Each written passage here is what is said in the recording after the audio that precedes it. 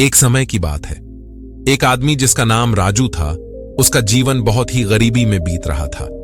वह जंगल से लकड़ियां चुनकर और काट कर लाता था, जिसे बाजार में बेचकर अपना जीवन बिता रहा था। राजू के दोस्त और रिश्तेदार भी कम थे।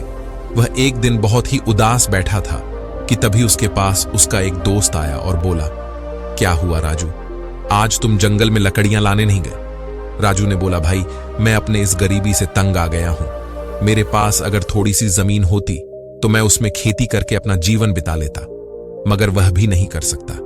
मेरे इस जीवन में कुछ करने को बचा ही नहीं। फिर राजू के दोस्त ने बोला, तुम उदास मत हो, अभी महाराज के दरबार में प्रजा की परेशानी सुनी जा रही है और जितना हो सके महाराज अपनी प्रजा की मदद भी कर रहे हैं। तुम भी सुबह जाकर अपनी परेशानी उन्हें बताओ। राजू अपने मित्र की बात सुनकर प्रसन्न हो जाता है और सोचने लगता है, क्यों ना जमीन के साथ साथ कोई काम भी मांग लूं। यह सब विचार करके सुबह होने का इंतजार बेसब्री से करने लगता है। अगले दिन जैसे ही सुबह हुई, राजू महाराज के दरबार में अपनी समस्या लेकर पहुंच जाता है। राजू जब दरबार में जाता है तो वहां देखता है कि लोग की काफी भीड़ जमा है। सभी अपनी समस्याएं महाराज को बताते हैं और वहां से दूसरी कतार में चले जाते हैं। राजू का भी जब नंबर आया, उसने महाराज से अपने जीवन बिताने के लिए कुछ जमीन और कोई रोजगार मांग लिया। महाराज को राजू की समस्या उतनी भी बड़ी नहीं लगी।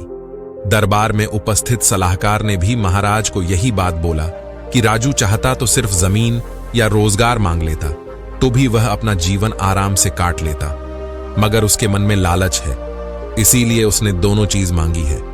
महाराज ने बोला, कोई बात नहीं, उस राजू को बुलाया जाए। राजू दरबार में दोबारा उपस्थित हुआ।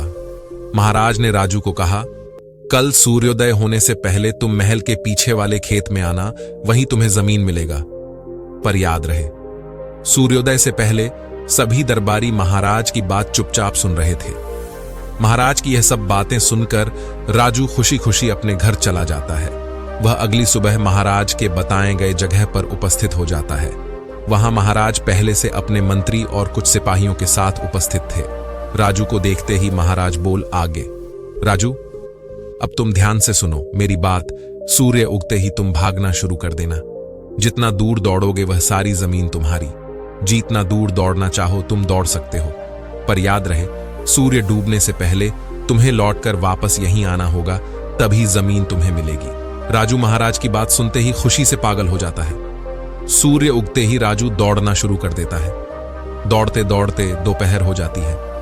राजू थक जाता है, फिर सोचता है कि थोड़ी दूर और दौड़ लेता हूं। कल से मैं भी महाराज की तरह लोगों को सलाह दिया करूंगा जिसके पास धन होता है। लोग उसी से सलाह भी लेते हैं, मेरे पास तो कोई भी नहीं आता है। जब मैं भी धनवान हो जाऊंगा तो आराम ही तो करना है। भागते भागते राजू बहुत दूर निकल जाता है कि तभी उसे अचानक याद आता है कि उसे वापस भी लौटना है, तभी जमीन उसे मिलेगी। तब तक राजू थक चुका होता है उसके लाख चाहने से, उसके पर अब उसका साथ नहीं दे पा रहे थे। उसके बाद राजू जमीन पर गिर जाता है और वहीं उसका दम निकल जाता है। महाराज यह सब दूर से ही देख रहे थे। राजू जब जमीन पर गिरा तो महाराज अपने सिपाहियों के साथ राजू के पास उसे देखने आ जाते हैं। सिपाही राजू को उठाता है तो सिपाही बोलता है कि महाराज ये तो मर चुका है। उस पर महाराज बोलते हैं, इसे 2 गज जमीन चाहिए थी, खामखा इतनी मेहनत कर रहा था, उसके लालच की वजह से यह मारा है। ये चाहता तो थोड़ी दूर दौड़कर वापस आ जाता और जमीन ले लेता, पर उसके मन में हमारा आधा राज्य चाहिए था, तभी ये इतना दूर तक दौड़ आया। तो दोस्तों, उम्मीद करता हूं कि ये मोटिवेशनल कहानी सुनकर आप लोगों को अच्छा लगा होगा। अच्छा लगा हो तो चैनल को सब्सक्राइब और एक लाइक जरूर कर दीजिएगा।